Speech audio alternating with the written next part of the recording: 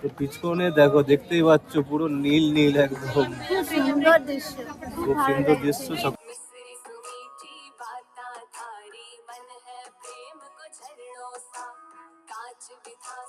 তো বন্ধুরা, আজকে সকাল সকাল বেরিয়ে পড়েছি আর একটা ডেস্টিনেশন। তো আজকে হচ্ছে উদয়পুরের সেকেন্ড দিন। তো গুড মর্নিং। তো সারাদিন ব্লগটাই সঙ্গে থাকো, তো আশা করি খুব ভালো লাগবে ব্লগটা।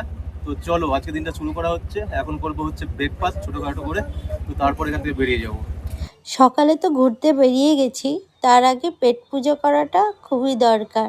তো সকাল সকাল ব্রেকফাস্টটা তাড়াতাড়ি সেরে নিলাম, আর বাপুজি দোকানের কাজু বরফিও নিয়ে নিয়েছি। সকাল সকাল পেট পূজা না করে বেরোলে পুরো লেট হয়ে যাচ্ছে, তো সেই জন্য সকাল সকাল একটু পেট পূজা করে তারপর বেরোবো। আজ এমনিতেও লেট হয়ে গেছে, ঠিক আছে।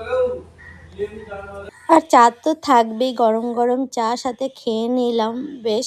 তো ব্রেকফাস্টটা ভালোই হলো। তো ফাইনালি এখন আমরা চলে আসলাম পিচোলা ঝিল, মানে লেকের সামনে। এই দেখো পিছনে উট দাঁড়িয়ে আছে, কি সুন্দর লাগছে দেখতে।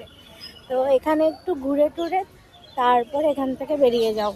তো এই ভিউটাও দেখতে ভীষণই সুন্দর লাগছে, মানে অসম্ভব সুন্দর। এটাও খুব সুন্দর, মানে উদয়পুরে এক একটা জিনিস এত সুন্দর লাগছে দেখতে, যেখানেই যাচ্ছি সেখানে গিয়েই মন ভরে যাচ্ছে। খুবই সুন্দর, তোমাদের সাথে সেটাই শেয়ার করছি। এখন আমরা পিচোলা ঝিলে আছি, তো দেখো তোমরা একবার ভিউটা। আপনারা কি জানেন, ভারতের রাজস্থান রাজ্যের উদয়পুর শহরের একটি বিখ্যাত ও ঐতিহাসিক লেক হচ্ছে এই পিচোলা লেক। এটির জল অত্যন্ত মিষ্টি ও সুস্বাদু।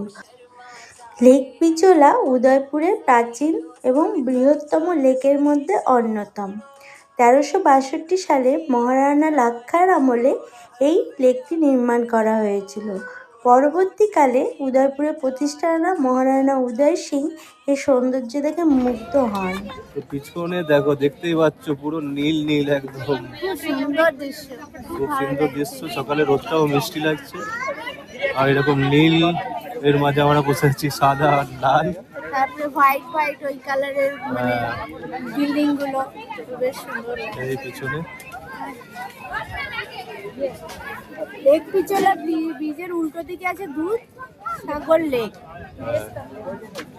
এরকম নাম। ওখানেও জায়গাটা সুন্দর।